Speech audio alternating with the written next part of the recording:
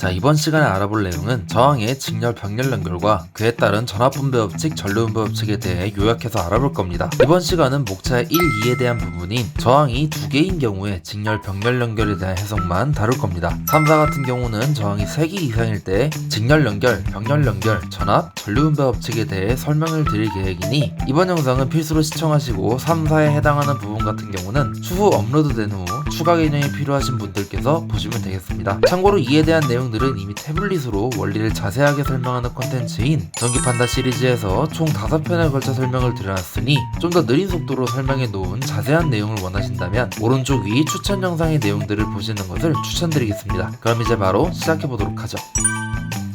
보통 저항의 연결에 대해 얘기할 땐 저항을 두 개만 놓고 설명을 많이 하기 때문에 저도 일단 두 개의 저항이 이렇게 직렬로 있는 회로를 만들어 보겠습니다. 각각의 저항을 R1, R2, 전체 전압을 V0, 회로에 흐르는 전체 전류를 I0라고 해보겠습니다. 그리고 전류가 순환하면서 R1이랑 R2에 전압 강화가 걸리겠죠.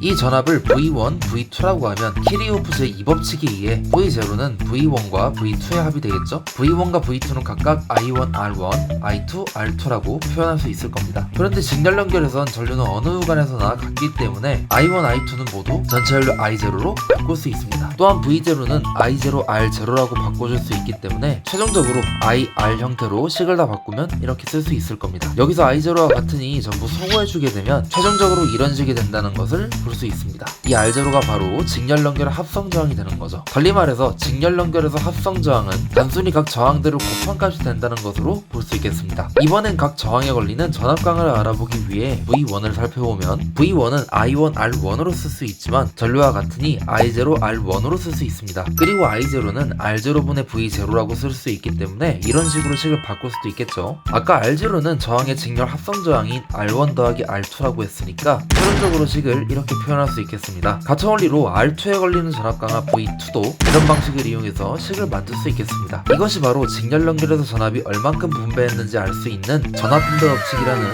공식이 됩니다. 이 공식을 자세히 보시면 분자의 R1 더하기 R2랑 V0는 그대로인 것을 알 수 있죠. 유일하게 차이가 있는 것은 분자의 저항입니다. V1을 구할 때는 R1이 들어갔고 V2를 구할 때는 R2가 들어갔네요. 이걸 잘 기억해 주시고 이제 병렬 연결에 대해 알아보겠습니다.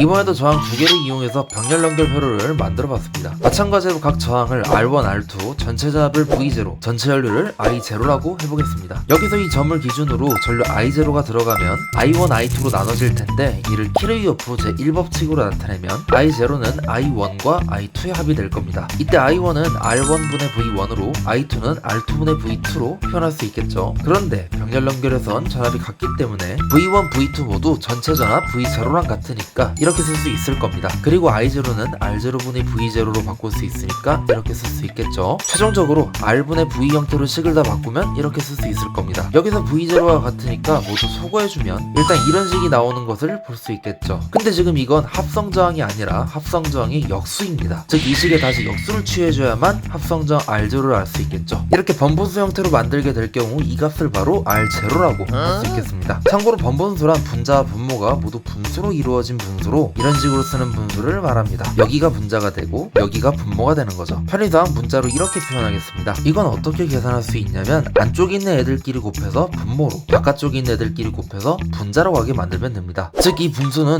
BC분의 AD라는 분수랑 같다고 볼 수 있다는 거죠. 이제 아까 봤던 이 번분수를 다시 보면 위에 1이 분자, 아래 R0분의 1이 분모가 됩니다. 그런데 분자에 있는 1은 1분의 1이라고 써도 무방하죠. 마찬가지로 안쪽끼리 곱한 것을 분모, 바깥쪽끼리 곱한 것을 분자로 놓게 되면 1분의 R0가 돼서 결국 R0라는 값으로 결론이 나오게 됩니다. 이제 여기 있는 R0라는 값이 어떻게 나왔는지 아시겠죠? 즉 여기서 얻을 수 있는 첫 번째 결론은 병렬 연결의 합성 저항은 각 저항들의 역수의 합을 다시 역수를 취한 값이라는 겁니다. 또 다른 방식으로 해석하는 방법이 있는데 그러기 위해선 여기 있는 이 역수의 합 형태의 분수식을 정리해야 합니다. 이 식을 분모가 같게 통분시켜주게 되면 이런 식으로 만들 수 있겠죠. 이 식은 결국 이렇게 합칠 수 있으니까 다시 정리해주게 되면 이렇게 만들 만들 수 있을 겁니다. 이 번분수를 아까 계산했던 것처럼 바꿔주게 되면 이렇게 바꿀 수 있게 되고, 모양을 좀 더 자세히 보게 되면 두 저항이 합분의 곱 형태로 나오게 됨을 알 수 있습니다. 즉 저항이 두 개 있을 때 병렬 연결의 합성 저항은 각 저항들의 역수를 더한 다음 역수를 취해서 구해주거나, 각 저항들을 더한 것을 분모에, 곱한 것을 분자에 넣어서 구해줄 수 있겠습니다. 이번엔 각 저항으로 흐르는 전류가 얼마인지 알아보기 위해 I1을 살펴보면, I1은 R1분의 V1으로 쓸 수 있지만 전압이 일정하기 때문에 R1분의 V0로 쓸 수 있습니다. 그리고 V0는 I0, R0로 표현이 가능하겠죠. 여기서 R0는 방금 공부했다시피 합분의 곱이니까 이렇게 표현할 수 있을 겁니다. 여기서 분자랑 분모에 R1이 소거가 되니까 최종적으로 이런 식으로 쓸 수 있겠죠. 같은 방식으로 R2로 흘러가는 전류 I2도 이렇게 구할 수 있겠습니다. 이 공식이 바로 병렬 연결에서 전류가 어떻게 나눠지는지 알 수 있는 전류분배 법칙이라는 공식이 됩니다. 이 공식을 좀 더 자세히 보게 되면 분모의 R1 더하기 R2랑 분자의 I0는 똑같은 것을 볼 수 있죠. 여기서 유일하게 차이가 있는 것은 분자의 저항입니다. I1을 구할 때는 R2를 넣고 I2를 구할 때는 R1을 넣고 있습니다. 이 부분을 전압분배 법칙이랑 굉장히 크게 혼동하시는 분들이 많으신데, 앞서 봤던 전압분배 법칙의 경우 V1을 구할 땐 R1을 분자에 놨었죠. 반면 전류분배 법칙은 I1을 구할 땐 R2를 분자에 놔야 합니다. 그냥 외우시면 헷갈릴 수 있으니까 약간의 팁을 드리자면, 전압은 저항이랑 비례하기 때문에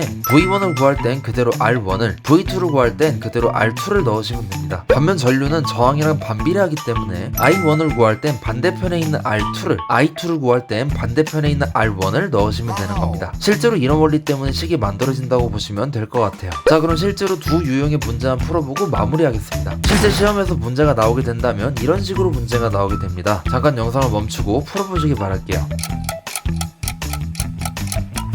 자, 그럼 실제로 풀어보겠습니다. 옛날 속담 중에 이런 속담이 있죠. 나무를 보지 말고 숲을 보라.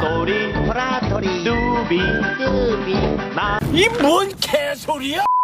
이 속담에서 말하듯 회로를 해석할 때 가장 중요한 것은 넓게 봐야 한다는 겁니다. 즉 전체 성분을 먼저 구한 다음 세부적으로 회로를 해석하는 게 문제풀이에 큰 도움이 된다는 말이죠. 단초로서 결론을 말씀드리면 일단 합성저항부터 구한 뒤 해석하라는 겁니다. 이 회로는 직렬 연결이니까 합성저항은 각 저항을 그냥 더해준 값이 되겠죠. 즉 합성저항은 40ohm입니다. 이제 전체 전류를 구할 수 있습니다. 전체 전류는 전체 전압 나누기 합성저항이죠. 숫자를 그대로 넣어서 대입해보면 5A가 됨을 알 수 있겠습니다. 10ohm에 걸리는 전압을 구하는 방법은 크게 두 가지 방법이 있는데, 첫 번째는 전압은 저항과 전류의 곱이니까 10ohm과 10ohm에 흐르는 전류를 곱해주면 됩니다. 직렬 연결은 모든 구간에서 전류가 동일하기 때문에 10ohm에 흐르는 전류는 전체 전류인 5A가 되겠죠. 즉 10ohm에 걸리는 전압은 50V가 되겠습니다. 또 다른 방법은 아까 배운 전압분배 법칙을 이용하는 방식인데, 분모의 각 저항의 합이랑 분자의 전압은 그대로 넣으면 됩니다. 분자의 저항값은 10ohm에 걸리는 전압이면 그대로 10ohm을 넣으면 되는 거죠. 이걸 계산해보면 똑같이 50V가 나옴을 알 수 있습니다. 이 정도만 하실 줄 알아도